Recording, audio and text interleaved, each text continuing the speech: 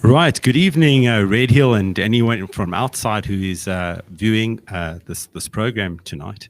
I've got to say that I'm really excited about tonight. I mean, I do a lot of these for the Red Hill community, but tonight is a special program because I really think this is something that is going to create a lot of debate within our own community.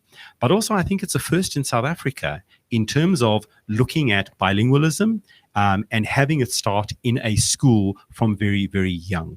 So that's what we're talking about today. I know that I have mainly parents from the Early Learning Center, because really it's you as parents and your children that will have the opportunity to benefit from the bilingual program. I want to introduce the guests that we have tonight. Some of them you might know because you've got children that are in the middle school or in the junior school already, but some of you obviously, are just in the Early Learning Center and haven't met these teachers. So let me start with Demi Du Toit, who is our speech and language therapist in the junior school. Yep. So welcome to you. Thank you. Then Maureen Modise, who is head of isiZulu and will be running our professional development program within our isiZulu bilingual program. Good evening to you, Maureen. To Heather Kissack, who's head of our junior school. Good evening. And then really excited to welcome our first bilingual teacher, definitely at Red Hill, but probably around South Africa, and that's Sharon Kwazi. Kwazi. Okay. Sharon, it's wonderful to have you with us, and we're really excited to have you at Red Hill. Thank you. Appreciate it. Good. So what I'll do is I'm going to just start by asking each of, the panelists that are here tonight, just to give you a short introduction so that you actually know who they are. So Heather, if we can start with you. Yes, I've been at Red Hill now for 2 years and a bit, and so far so good. And I'm very excited because having come to Red Hill, I said I wanted to be in an innovative, progressive school that had an international feel. And I landed right in it. It's been a wonderful journey so far. I have a family myself. I have 2 children. My husband actually is working here as well. So all in all, Red Hill has become a bit of a home for us, and I'm very pleased to be here tonight. It's funny how the circle goes around, because your husband taught me when I was at school. By the way, my husband says I know he taught you at school. So that was fun. So that's great. Demi, you're relatively new as well. I am relatively new. I started here in May, and I have absolutely loved every minute of it. Heather sold me the idea of changing speech therapy a little bit when I came to Red Hill and embracing a more of a push-in approach, whereas previously I've always been a service provider. So I've absolutely loved getting into the class and being more involved with the teachers and changing of the curriculum and just driving this whole new vision in terms of academic support, but having it really integrated into what we're doing in the class every day. So I'm absolutely loving it. And I just want to say, when we have new teachers, especially in the Early Learning Center or the junior school, it takes me time to get to know them. But you've made a real impact. Oh, good. And we really are excited to have you. And I Thank think, you. I think when our parents hear you talk on a subject like bilingualism, they'll also know how lucky they are to have you at us. Thank you very much. That means a lot. Sharon, we interviewed, it must have been over 45 applicants for this position. And I got to say, we were really excited, when we interviewed you, because we thought you were, we had to make sure we had the right person. Because it's important for this to be a success, and I have no doubt that you're going to help make this program the success that I know it's going to be. So just tell us a little bit about yourself. Definitely. Sanbonani, everyone. Just to introduce myself, I'm Sithembile Sharon Kwazi. I've been working as a teacher for the past 7 years or so. I started my career at Crawford Prep Lone Hill teaching isiZulu. And then I moved on to Montrose, where I taught grade 1 and grade 2. And then I got an opportunity, a fantastic opportunity, to move over to Bahrain in the Middle East, where I taught English to Arabic students. And that completely opened my eyes to a whole new world, because I was immersed in, both Arabic and English. And I'm excited. I'm excited for this opportunity because, I think it's the right time. It's the right time. There's no other school doing this. this is truly innovative, and I'm excited. I really, really am. I see big things for Red Hill. Fantastic. And, you know, I think it's important that you said that you taught isiZulu, but you're not an isiZulu teacher. Yes. You've yes. taught. I've taught. You're a class teacher, Yes. so you've taught English, you've taught maths. I mean, you're experienced at teaching all subjects. Definitely. I'm currently teaching grade noughts, but I've taught grade 1, grade 2. I've even taught a remedial class. I mean, I've taught all the subjects. I've taught English, I've taught Afrikaans. So this is a new opportunity, and I'm so excited. Yes. And then I think a lot of you know Maureen. Maureen also, you know, instrumental in starting our isiZulu program for parents and community, and that was really successful until, unfortunately, we had to stop because of COVID. So Maureen, but for those who don't know you, tell us a little bit about yourself. Wow, yeah, well, thank you. Yeah, I'm so excited to actually finally get a chance to say it is good to be at Red Hill. I'll tell you one thing, not that I'm selling my school, but I'm just okay, actually, I just want to share my experience. It's a place where you can be yourself. I've always wanted to be in a place where everything is valued. So Red Hill values the person in you before what they want you to do for the school. And I've been searching for that for the whole of my life until I got here, and I was like, I've arrived home. Oh, yeah, that's what I can tell you. And what is exciting more now is actually putting the isiZulu out there and actually saying, it's doable. We are now going to sort of diminish the belief and the assumption that it's difficult. It is the thing. I'm not selling it, by the way, Mr. Jonas. I'm just saying it is such a benefit to actually know isiZulu. Like I would say, those that haven't had a chance to be with me, I speak 11 of my own, speak and write them thoroughly so. 11 languages. 11 of my own.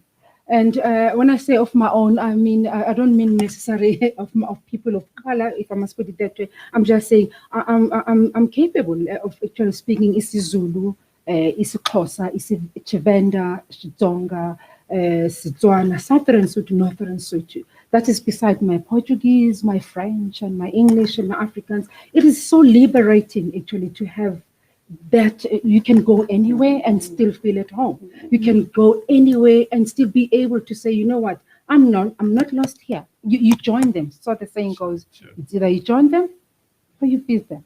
So knowing more languages, it's an advantage, I must say. But thank you so much. Well, there you go. And Maureen has been instrumental in growing isiZulu at the school.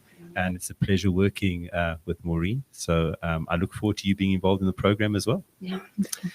So a little bit of background. As you know, Red Hill is an innovative school, and we're always looking for ways to improve not only the education of our kids, and we're going to be asking a lot of questions about the cognitive advantages, to being bilingual, but also what was very important for me was looking at the whole issue around South Africa, being a South African, the issues around inclusion, diversity. How do we make connections between young South Africans who don't have the past, to possibly disadvantage them in terms of their relationships, young students of different races, different cultures, all proud South Africans. How do we look at trying to, make real connection? And I really, really do believe that it is through language that we make real connections. When we learn to speak each other's languages, then we learn to respect each other's cultures. We start to talk to each other. We share the way we interact with one another. It's not always in one particular language. It's not in the dominant language. We try and get rid of language as being a power tool, because in reality, the dominant language has the power. And this is about sharing the power and sharing interaction between children who can share their languages and their experiences. And so for me, that was really, really important. So we'll discuss a lot of issues also around inclusion and diversity, and how we continue to make Red Hill a more diverse and inclusive school in terms of languages. So I'm really excited about that. But let's get on to some of the questions that you guys have put through, because I think today we really want to answer your questions. And I'm going to start with with Demi. Okay. So you're in the hot seat. Absolutely. Demi, talk us through the advantages of being bilingual, specifically from a cognitive perspective. Okay, so obviously there's the advantages from the cultural side and from traveling and all of that, but for me the focus is more around the cognitive advantage, and the cognitive advantages are immense. They really are.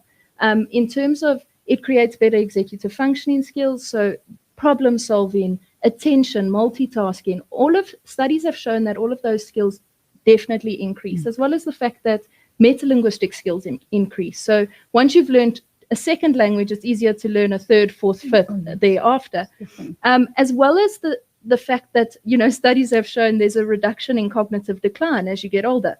So they have said that, being bilingual actually reduces your risk of Alzheimer's and dementia as you get older. And that's because the actual structure of the brain changes. And MRIs have shown that in bilingual individuals, there's actually increased gray and white matter because you're producing more neural pathways in the brain. And that increases the substance of the brain, in essence. But also because you're changing between two languages and because you're stimulating so much of the brain at the same time, your ability to swap between tasks, your ability to think differently is increased. And your comprehension of universal ideas is increased. So there's studies that have been done in that the Latin origin words, like directional words in terms of how I give someone directions. If you're an English speaker, we give someone directions by saying, well, you go there, you turn left, or you go there, you turn right. However, in some of the other origin languages, they actually use compass coordinates. So they'll say, you go there, you turn east. And what they've found with that is people who use east-north have better spatial orientation, whereas for us who go left-right, left and right is always changing. And so someone who's able to speak both of those languages has a huge understanding that surpasses those for the individuals who just have left and right. Okay. So, from what we're saying at the moment, most parents would be saying, well, this is an easy sell. Why don't we just get everybody to do it? Sure. Now, we started off by saying that there is only going to be one out of the 4 classes that is the bilingual class. Now, there are obviously reasons for that, right? From a practical point of view, we don't know if it's going to take off. We don't know how many parents are going to get involved. We also have a teaching staff. We can't just say, well, what happens to the teachers that are not bilingual teachers? So we had to start it off for practical reasons as being one class. But I would imagine that there are also challenges. Not every child is ready to take on learning subjects such as mathematics, and we'll get on to mathematics. I know that's quite a hot potato. But not all students are going to be able to learn, mathematics in isiZulu. Do you want to just talk us through possibly why some students going into grade 2 might actually battle with a second language and why it could be a disadvantage to them?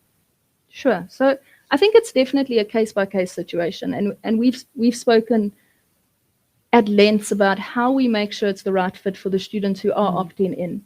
But I think that the downside would be that we need to almost shift our focus in terms of where we are expecting kids at what time frame. Because when you're doing a bilingual approach, there is often a slight delay in the progress. So what we'll find is with a lot of the children is that it will take them a little bit longer to get there if they're in the bilingual class, this is.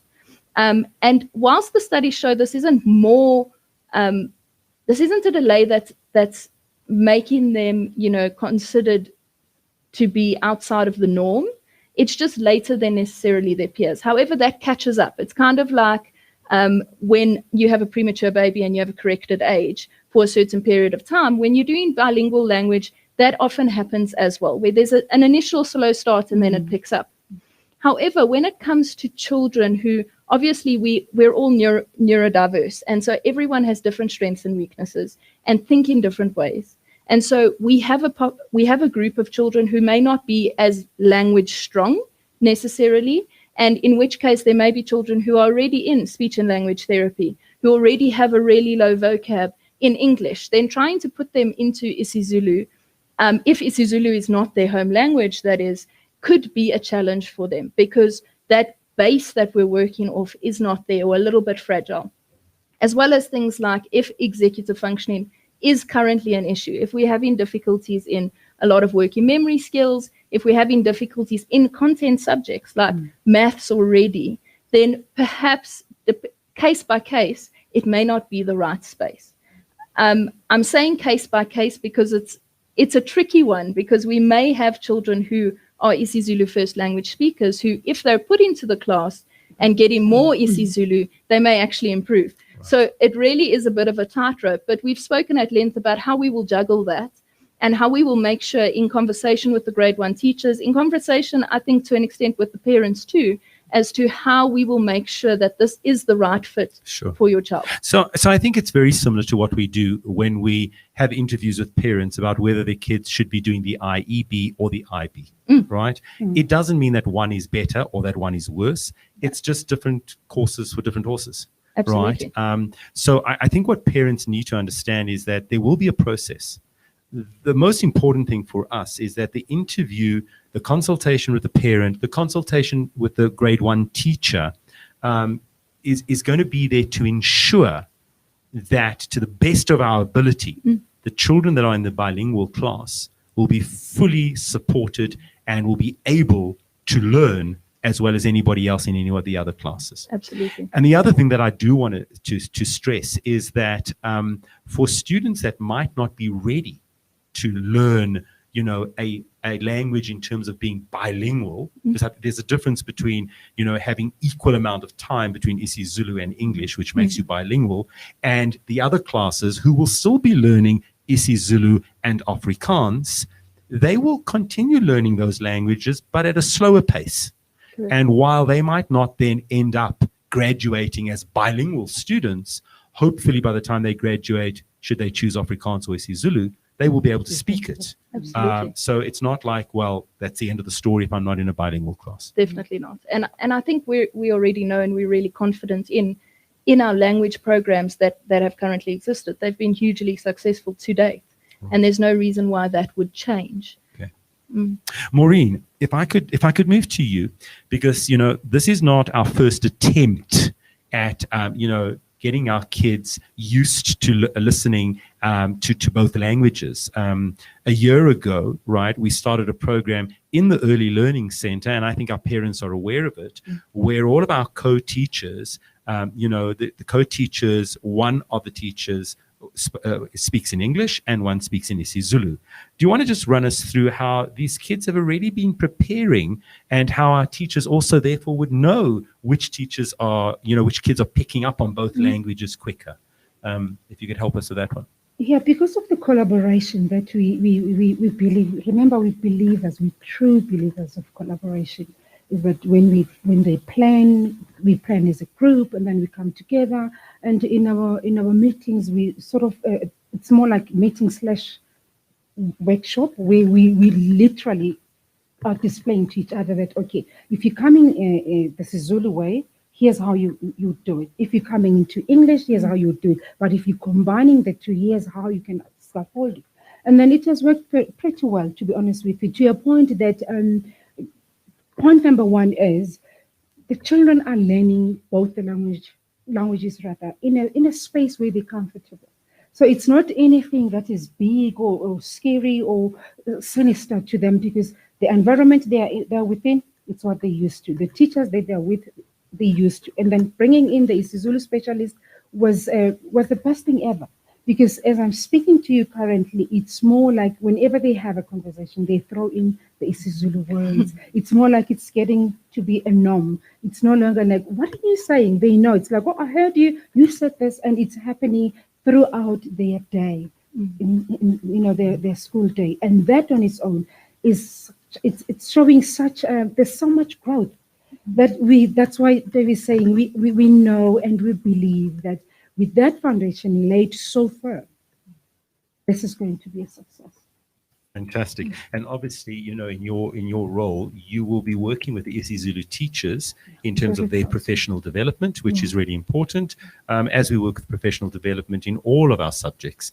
But you will be the specialist in terms of isiZulu. So I'm looking forward to that. There's always continual growth, and we're going to be learning by what we're doing. Yeah. Fantastic. Heather, if I can move over to you then to maybe talk about the structure of the bilingual class. I think many parents would like to know, how is this going to work in reality if my child goes into the bilingual class? I'm just checking if it was on, which is not. There we go. Can you hear me? Okay. So thank you, Joseph. Very good question. And I'm going to say that firstly, parents are reminded this is an opt-in program. And so this is a choice you make. And I often say to parents when I interview with them, you are the best judge of what your child can and can't do. You know your children better than anybody. And I completely trust parents in terms of this kind of approach. Secondly, Joseph, of course, came to me and said, Heather, are you ready for the bilingual program? We'd been talking about it since I actually arrived. And I kept saying, of course, I'm ready for this. And he said, okay, well, are you ready now? And I said, okay, I'm ready. And there was a little hesitation in my voice, not that I'm afraid or that I don't think it's the right thing, but we had a whole lot of hurdles to jump through. And as I sit here with the three people on my side and Joseph sitting here as our leader, I have to say I have every confidence in this whole approach. The more we talk about it, the more convinced I am, Joseph, that we have made the right decision. And I love to hear you guys talk. It's so much fun. So the design of this program has been a push and pull with Joseph and I talking it through, and then more conversations with these three ladies. And ultimately, the program will look in the following way. The isiZulu teacher, classroom teacher, Sharon, will be in the class all day long, and she will be teaching in isiZulu. She will teach both isiZulu, literacy, and she'll teach mathematics and social studies and science, the inquiry, and also their mentor program or their morning meetings, all their conversational stuff around meal, the meal in the day, the snack times, the play times, the game, the board games, what happened at home this weekend, will all be in isiZulu. But and you can hear Sharon is completely bilingual herself. So obviously with the bilingual flair, so there will be English thrown in when there needs to be if they don't understand. But at the same time, she is the specialist. She herself grew up in an isiZulu environment, was taught in isiZulu, and had that exposure. And I have complete trust in you in terms of that. Then all the specialist subjects will be taught in English. Everything like art, drama, music, IT integration will all be in English. One subject that they will have that will still be in both languages is in PE. We're so lucky we've got coaches who speak isiZulu, and so they'll have that opportunity in PE to also have a bit of isiZulu practice. So at this point, the program is going to be completely bilingual. They'll get all the opportunities to practice the language as much as possible. You want me to go into further the support? That would be. I think that's exactly the way it will be done. And I think one of the things that we would encourage children to do is to be able to speak their mother tongue, right? To be able to ask questions. The lesson might be in isiZulu, but that doesn't mean we're going to force the child to have to speak in isiZulu. It's very much a class where isiZulu speaks in isiZulu and then converse with their friends in English. And with the team experience, you know when to be talking English, when to speak in isiZulu.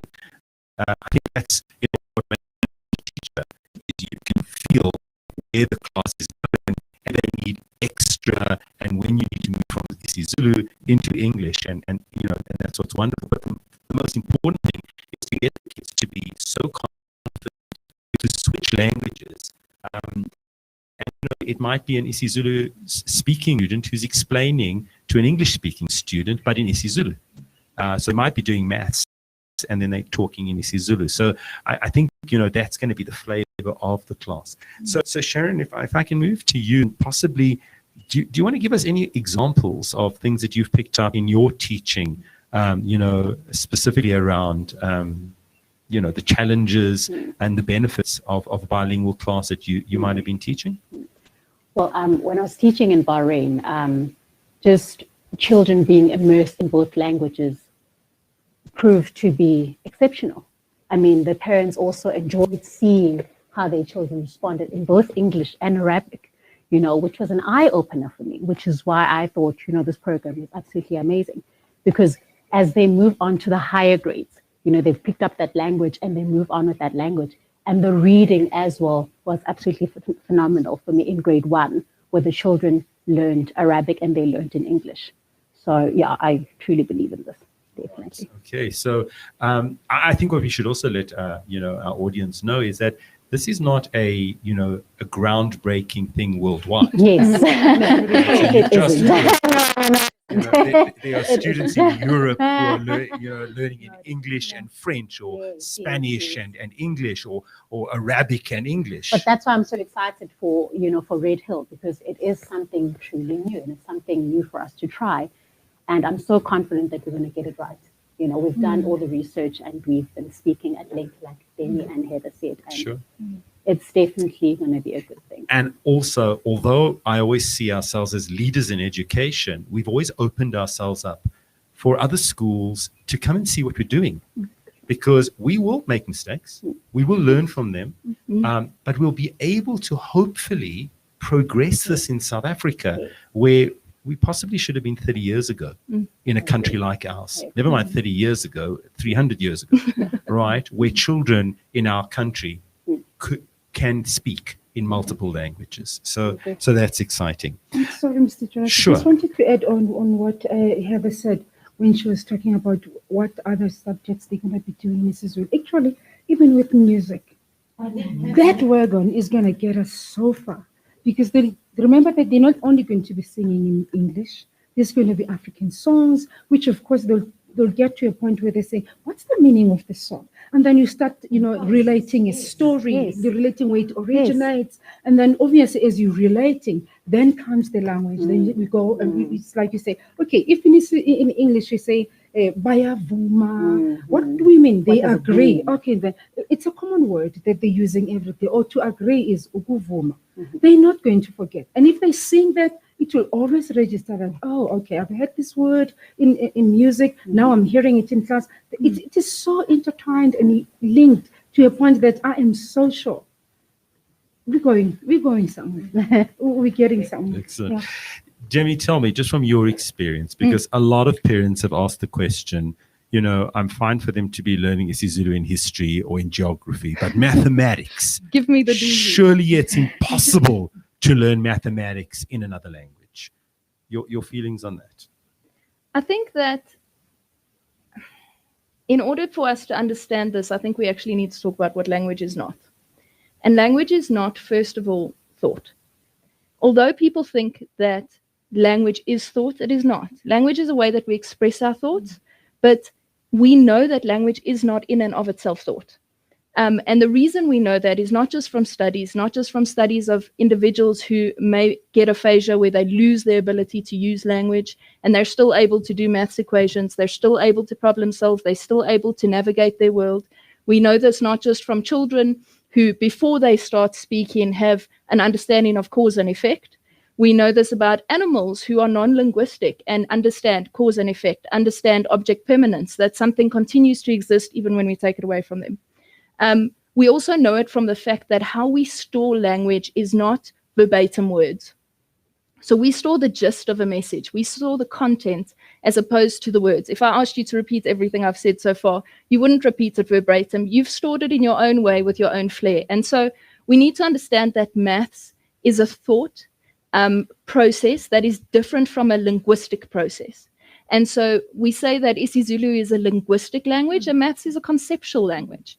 And what we need to understand is that, as already happens in all the classrooms, when the children come into class, they are learning through all of their senses. It's not just verbal instructions. It is time spent on the carpet. They are doing visual examples.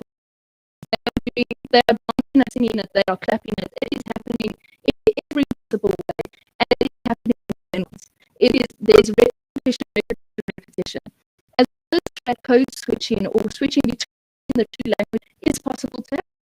The benefit that gives us so nicely is a difficult concept is being into English. And what we'll find with the is they often code switch. As opposed to studies that show this is like people think this is a concern, studies show it's not. It's just the natural process of becoming bilingual. But then on top of that is the fact that language is not grammar. And I think the distinction needs to be made in terms of there will be lessons in which we have proper grammar of isiZulu the same way we do English. But there are two types of grammar. There's descriptive grammar and then there's descriptive grammar. And descriptive grammar is considered to be the natural language, the ability to construct sentences and to talk to each other without knowing that I need to sound clause. And you're able to do that without that knowledge. Prescriptive grammar is considered to be language as it ought to be. It was the after the fact. This we learned after we already knew how to speak. So when we teach mathematics and through English, we are doing language.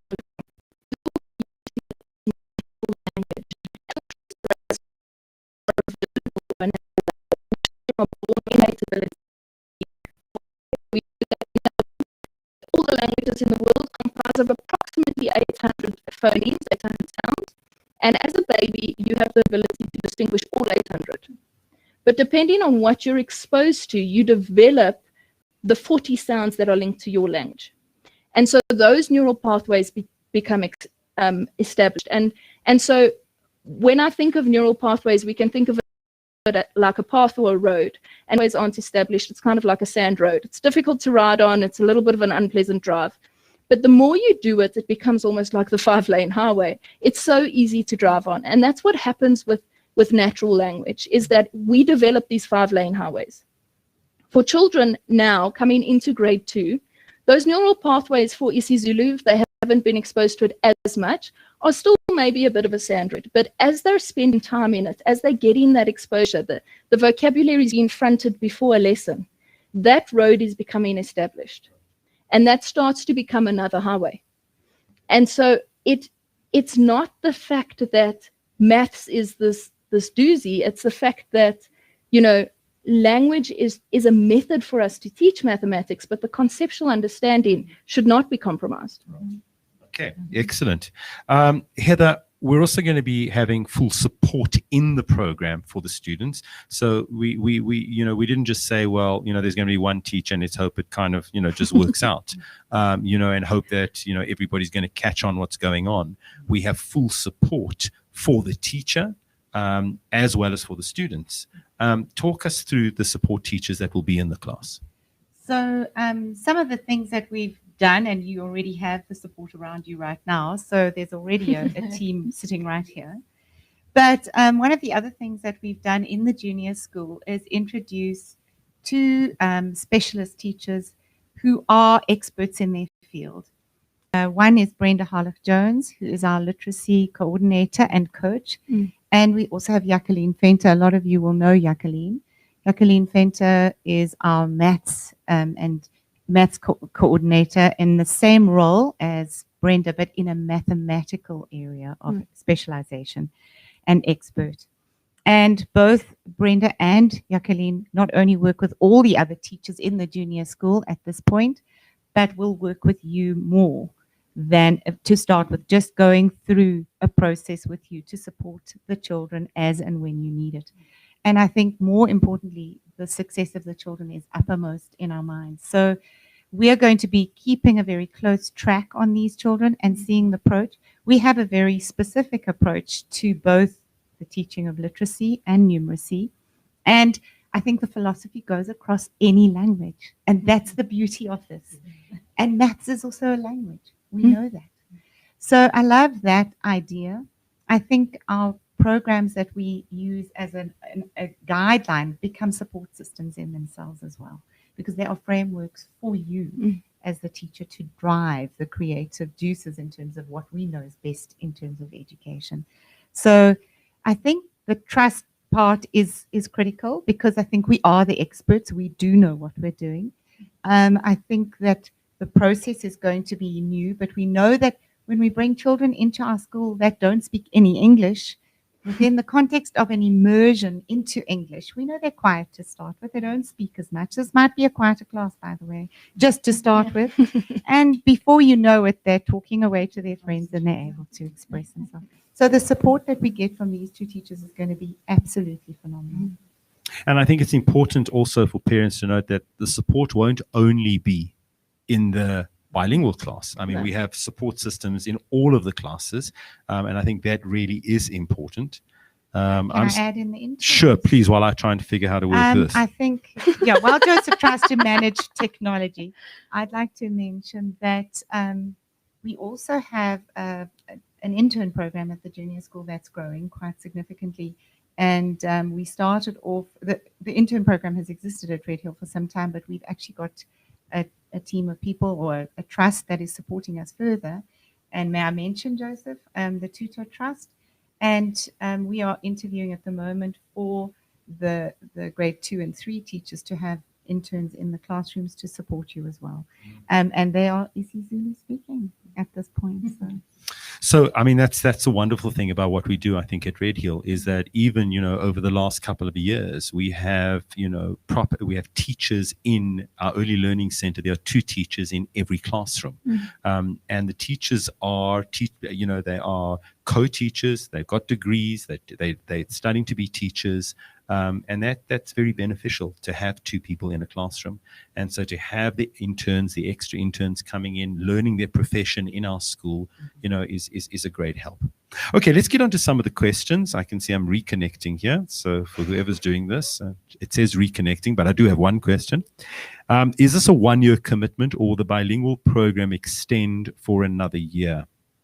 So I think the answer to that is, and I'll ask Heather to talk once again about looping. You've seen looping happening in the Early Learning Center, where teachers take students for 2 years, right? And it's worked very, very well. And into the junior school, that will continue. Correct, Heather? Absolutely. So we started out last year in grade 2 with our first cohort of children who would go with their teachers for 2 years. This year, they've been with their teachers for 2 years. And I can tell you, all of those teachers were so excited to be moving across to grade 3 with those grade 2s and not losing them as such. And I know that those teachers are now going back into the grade 2 phase. It has been so successful, to be honest with you, that we've moved it forward into grade 4 and 5. So from next year, grade 4 and 5 will be looping with their teachers for 2 years as well. So the idea that you have a teacher for 2 years also has a huge impact on the opportunity to learn and to have learning continue. You're not starting the beginning of a year with 6 weeks of orientation at least. And we call it the first 6 weeks for very good reason. In the junior school, the first 6 weeks can often be a slower time as teachers get to know their students, set new routines in place, and get a handle on what's actually happening with each child, and then moves forward. This way, you loop with your students. You'll have your first 6 weeks in your first year of your 2-year cycle, and then you flow. And I think so I think the answer to within the bilingual program, students will take it for a 2-year program.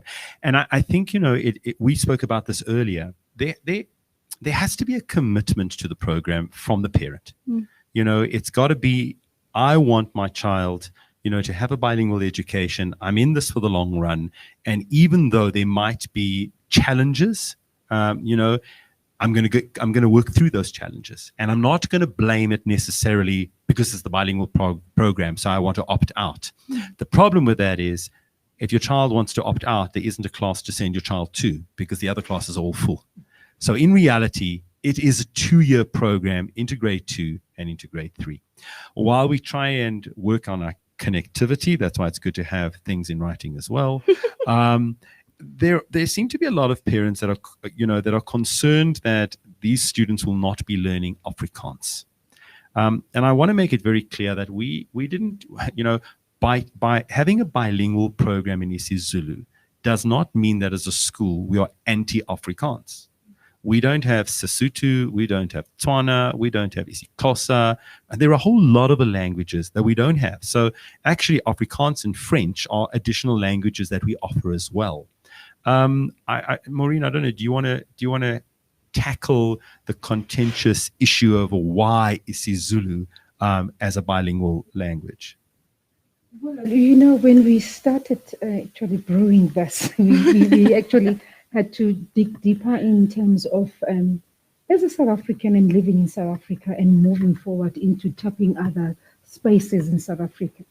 What's the best to do in terms of languages? And then when we did our research, we actually came up, not came up on our own, the research. Okay? It's in black and white that isiZulu is the most spoken. I mean, it's 23% out there. Only And, 8% English. Yeah, and we thought it should be quite beneficial, more like you need to have a vision and let that vision live. It has to be live for you to actually understand where we're going. You are in South Africa. There's your child in South Africa who wants to really grow and live in South Africa. He might decide, or she might decide, to be a doctor, and decide one day, I'm just using that as an example, and decide, you know what, I want to go into some area and be an extra, extend that olive branch. I want to have, and that your child gets there, they're speaking isiZulu, irrespective that it could be a Sotho, a kind of a vicinity. Believe you me, there's going to be Sesotho, but 90 to 95 recurring would be isiZulu. If your child has done that at school, no manga business, we say in our today's language, they're going to converse. And let me say this, the more you can actually fit in through language, you've done it all. But Demi, you were also saying something really interesting before this, in saying the difference between learning the amount of time it would take to learn Afrikaans as opposed to isiZulu. Do you want to just give us some info on that? Sure. So languages have been categorized into 5 categories from English home language speakers, as to how difficult it would be and how long it would take you to develop that language based on the origins of the language. So English is considered to be Latin origin and Germanic origin, which means that it is easier for you to develop languages that share that origin. And Afrikaans is one of those languages. So it's considered a category 1 language off of English, which means that it takes on average 23 to 24 weeks to learn Afrikaans if you're submerged in it. isiZulu, however, is a category 4 language off of English because it has a different origin, which means it takes almost double the time to develop a proficiency in isiZulu once you're submerged in it. And so for us, it also adds confidence in the fact that even if children are not having Afrikaans right now, it is a lot easier to develop Afrikaans later on than what it is for isiZulu. As well as the fact that realistically, the extra time in isiZulu is a whole lot more beneficial in helping build that proficiency. Okay, thank you for that. The other thing that we know that for a lot of students, when a subject has real world associations and implications, they learn it much better. And the reality is, while all languages are important, and I think if we were sitting in Cape Town, we'd be having a different conversation, right? But the vast majority of students that attend Red Hill, who live in the wider Sandton area, I would imagine there would be very few people they would be able to actually converse with in Afrikaans, right? Whereas in reality, almost everyone, if they go out, right, outside of the Red Hill, they would be able to converse in isiZulu. And therefore, the language would be more real to them, and they would be able to practice and use it a lot more than if Afrikaans was the bilingual language. So I think it's important that kids understand that when I go outside, I can talk to a whole lot of people in this language, and it's not just a language, an academic language that I'm learning, and then I don't have that many people, that I can speak the language. So I think that is also one of the reasons why we looked at isiZulu. One of the questions that has come through now is, what will implications be for the bilingual program if the school has to go back online? When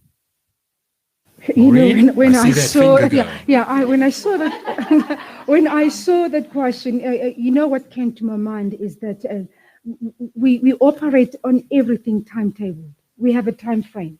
The same way that we've framed time for our children to be online for every every subject out there, we'll do the same for our bilingualism.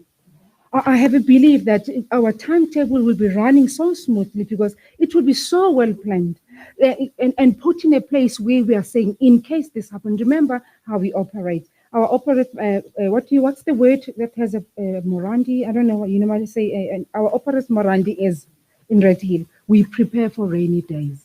I know that should we get it to that point, they will still be online. They will still be attending their classes. There is nothing that is going to be compromised because of any situation whatsoever. That's how much we prepared. Fantastic. Yeah. Heather? I just wanted to add in there, and I think we have learned so much. We have through learned so COVID. much, yeah. And nothing has stopped since this year. We haven't missed a day. There hasn't been a change in the Nothing whatsoever. curriculum or a change in Not even the our syllabus as well, hey? nothing. Yes, nothing. There's been not a single change in our timetables. And we have gone on as if we were at school when we Yes. weren't at school, and we have continued through every crisis that we've had this year. So I have to say that through that experience, our teachers are unbelievable, and I have complete faith that we wouldn't have to stop the programming anymore. It would continue. Fantastic. If the kids are struggling to advance, will they have options to move classes? So I think, again, we've answered that question.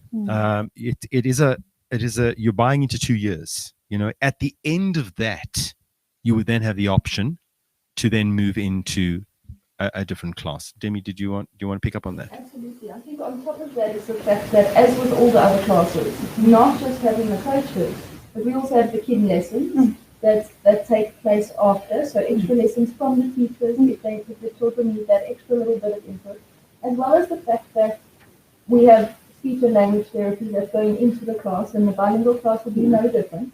I will be going into the bilingual class as well as our OTs and physios who service the school as per usual. So in terms of the support structure that's holding these children, that remains in place as if it were any other class. And I think, as you said at the beginning, we will experience that some students will start off slowly, right? And it will take them time to get into it before they start advancing. So, and that's why I say to parents, you have to, it has to be fundamentally your ambition, your aim, your vision for your child to be bilingual, and not to be scared off as soon as there's a challenge. If that is a fear of yours, then my suggestion would be not to apply to take your child into the bilingual program. If you're too cautious about this, or it's not something that you really, really believe in, but you think, well, my friends are doing it, so maybe I should do it, and will I miss out on something? You're not going to miss out on a good education.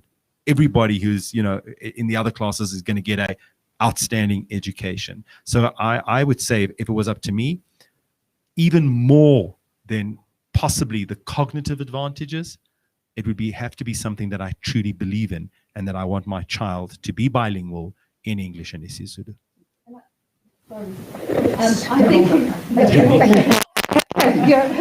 Just before we fight you, I've got another message here that just says, Shelly, who's taking our questions, has Wi-Fi problems. So it says, please say we're experiencing Wi-Fi problems.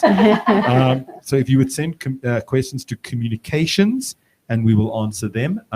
So it could be tomorrow. Just send it through to our communications office, and we will continue to send through answers to these questions. We just still on the support system.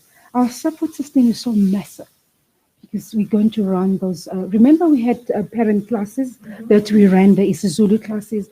They were religiously ran, to say.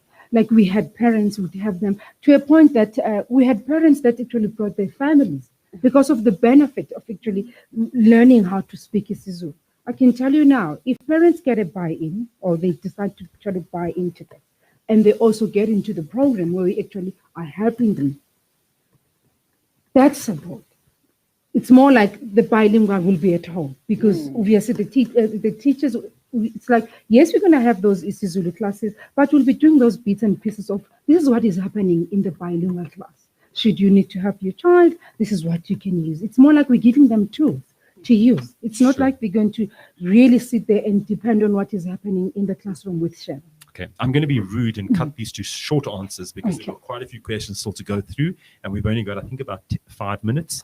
So 10 minutes. So I want to try and get through as many of those. Demi, did you want to add on? To just jump onto the fact that there's that initial slow start, and I wanted to bring in the looping aspect because that allows us the time for learning to happen on a continuum. And so we don't need to stress if initially there's a bit of a slow start because they do have 2 years with Sharon, and all the academic expectations will be met, regardless of what that looks like initially. Fantastic. It's again, a question is there a downside to choosing the program? Any risks we should be aware of before making the decision? Again, my answer would be that if you've applied and you really want to do the program and our panel believes that your child will be successful, then I don't see downsides to it. So I mean, I think we can leave that. But what I also want to say is people should not imagine or think that because they're doing the bilingual program, everybody in the bilingual program will do well, right? There's a curve in any class that you go into. Whether you're in a predominantly English class, a predominantly isiZulu class, a bilingual class, you never get a class where everybody is doing exceptionally well, right? You've got those that are flying at the beginning. You've got those that, are at the standard level. You've got those that are struggling. And I think we need to understand that is part of the process. I think there's a myth that goes around that says bilingual learners need to learn differently or be given different instruction, when in fact they just need good instruction. So I don't think a bilingual class varies from a normal class in that way. The learners will exhibit the same learning processes. Right, perfect. No, I'm fine. Okay, I'm just going through, and I think we've done these. We've done things on homework. Will there be any isiZulu homework? We do not speak or read isiZulu at home, and therefore are unable to assist. Should there be homework? Anybody? I know we had a lot of discussion around homework. So Heather, do you want to start? I think Sharon also has some ideas. That'd be great. Sharon, let's start with you. I think just to answer that, a chunk of the work is obviously going to be done in class. So we're not sending your child out, at home to do the work that we haven't done in class. You are scaffolding what we've actually done in class. So whether it's reading, because we're going to be sending home reading, your child will know exactly how to pronounce that already. So you're basically just helping them along. You don't need to do anything new at home. So there's a lot of support that, your child will be getting from school, You just need to be helping along. That's basically it. And pre-recording. Remember that whatever reading is going to be sent home, that reading is going to be pre-recorded. It will be read to them, for them, in the classroom, by the teacher. And at some point, let one of them, or if not half of them, actually demo it to their peers, and then we record the correct one, send it home. All we need is mom and dad. If mom is not at home, dad is not at home, whoever is at home with your child is just going to switch on what we have recorded. Just support the child, and listen. And I would suggest very strongly, because from next year, hopefully, we will start with the parent isiZulu program, that as a parent who doesn't speak isiZulu, start with the parent program. And you'll be learning at the same time as your child. Well, I'm hoping the children are going to go home and teach their parents. That's what, because you know what they say about them. We will record. So phonetically, everything is going to go right because everything is going to be recorded by the actual speaker. It's not like we're going to ask someone. Unless they start to move so fast that we can't. That we can't keep up, Okay, so we're coming towards the end. I see that I have one of my very dedicated students crawling along. This is really like a proper film studio. Huh? Yeah. I mean, I can imagine the guys crawling around and saying, this is happening, that is happening. Please tell audience. You see, I don't have an earpiece, so they can't tell me what to say. Please tell audience to send questions to communications@Redhill. So communications@Redhill. If you have any further questions, please to send them by Friday. We can then work on them over the weekend and get back to you early next week sometime. We'll do maybe a Q&A, or a frequently asked questions, and we'll get back to that. So in the last couple of minutes, I'm going to ask everyone now to be very brief. We've got 5 minutes left. Just to give a summary of how you feel and say something to the parents. So Heather, can we start with you? I think it's really important. I think a lot of you are going to go where to next. And I think that's a critical part of ending this from my perspective. We are going to now set some timeframes in place and ask for people to opt in as such.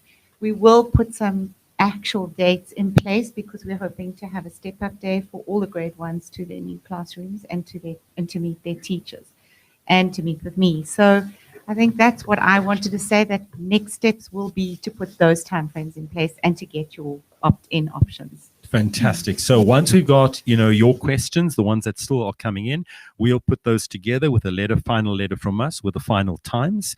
And just to reiterate, it will first be the opt-in. You will say, I'd like, to have this conversation with you. I'd like my child, but I'd like to know more about, whether my child will be successful in the class. Once we've had those interviews, remember, at this stage, we are only able to have 24 kids in that particular class. And just a reminder that it is a 2-year commitment. So you'll be getting a letter from me early next week. And that's why, please, if we could get any questions in by Friday, and then early next week, we'll send something out. Demi, from you. From my side and my role in it, I just want to encourage the parents that the support is in place, that we are not setting children up to go into this and necessarily be treading water the whole time. We are completely invested. We already buy into this. And so we are supporting them. We know and we are experienced in childhood development, in what should be happening, when and how, and if it's not, why, and what we do about it. So we do have that under control. And we're looking forward to walking this road with you, because I think it's a collaboration, not just of us and your children, but us, your children and you. And I do want to say, you've only got to give me a little bit of time to rest, and then I come up with a new idea. Once we've got this up and running and I'm feeling more confident, languages and multiple languages are, in a South African context, are really important for me.